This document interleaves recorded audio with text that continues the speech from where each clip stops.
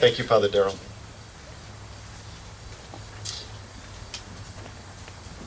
I just wanted to say that I don't know if everyone knows, but this is the 25th anniversary of an event in Milwaukee. And that's why we're here today, on this day, with my son and family.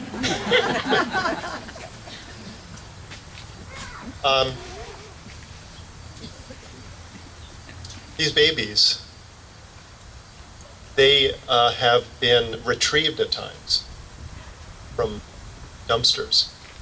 And those that are here in this grave before us have come from those locations over the years, in 87, in 1990, and the latest one in 2008. And there are people out there that that really go out and put themselves out and go to those places and retrieve those remains. And one woman is Lynn Mills, and she's been on the front lines of the pro-life movement throughout its history. She's worked with Dr. Monica Miller for the Citizens of Pro-Life Society in Detroit, and I haven't had the opportunity, honestly, to meet her, not even today. So I'm hoping that Lynn Mills is here and that she could come up and say her words. There we go.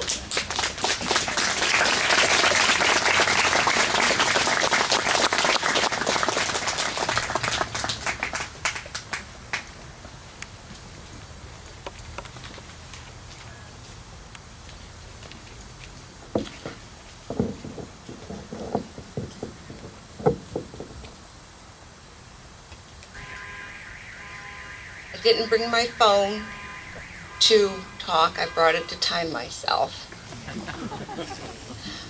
I have one announcement to make. I hope it's okay. It's kind of a follow-up to what Father just said.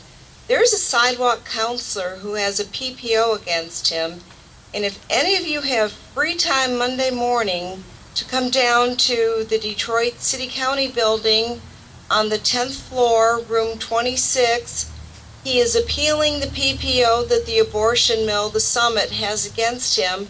He would truly love your support. He is out there all the time, and these bogus legal maneuvers must be stopped against innocent pro-lifers who are just trying to stop the slaughter of innocent human babies. I have been in this movement since 1981, and what I'm going to share today are just two real quick stories. First of all, I was here, but I don't deserve the credit for this stone being here. I've got to give credit and remember Jeannie Perkrefka and Bruce Marquis.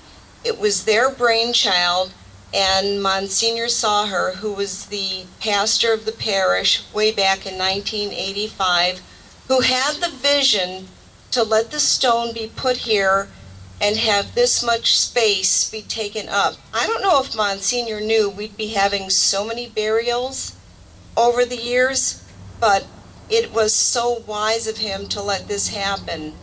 There have been burials in 87 several times in the late 80s, in the early 90s, and as Mr. Haas said, in 2008. I'm sure there will be more to come. The first story I want to tell you about is how it affected Mike Wendland. I don't know if any of you remember him. He was a beat reporter for Channel 4, and there were two sets of parishioners, Cassie and Larry Giroux and Bob and Kay Thomas, and they had been going into the dumpsters at Woman Care and Trimester 2, and Mike Wendland went with Cassie and Larry. I don't know if you're here, hi. And what he saw was really horrifying to him. He was doing the editing back at Channel 4. He told me personally that after the editing was done, he wept. Channel 4 then did a live shot in front of Trimester 2. It was on Grand River right down the street. from St. Mary's of Redford at 6 o'clock when the bells were tolling. His wife mentioned to him afterwards, as he told this to me, his body language when he was describing the humans they found in the garbage. He clenched his fist when he was describing the babies. Channel 4 wasn't happy.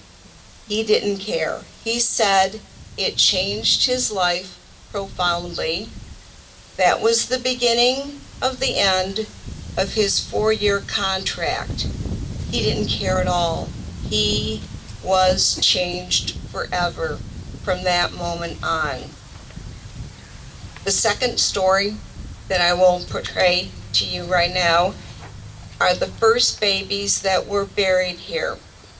In 1987, I had come back from the Plan Convention in Atlanta, Georgia. We were so fired up. It's where groups of activists came from all over the country. We came home. I got together with my friend from Toledo. We went into Novi. I don't exactly remember the name of the abortion mill. We just called it the Novi Chop Shop.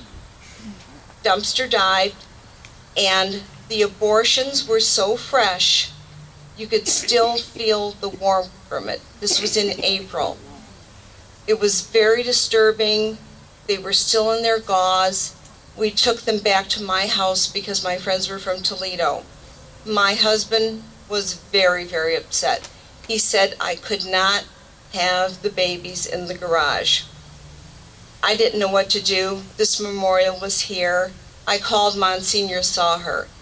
Normally, Monsignor would tease me. He would accuse me of being the woman who would get his parish priest thrown into jail, Father Perone.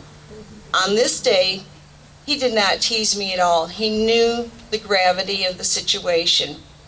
He said, "Lynn, bring the babies here. We'll take care of it."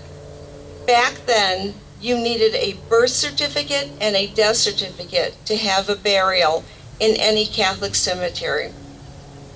We came here. It was Father Perone, Monsignor, myself, and my 2 little girls.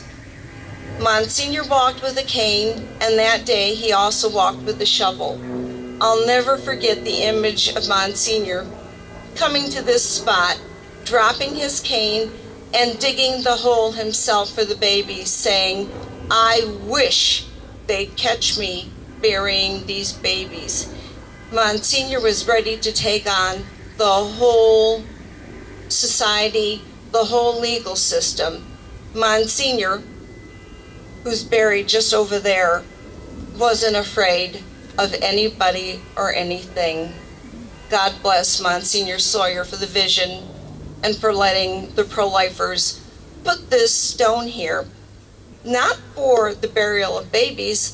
Its sole intention was for women to come here and mourn what they have done, and look what it's turned into. Thank you, and God bless you.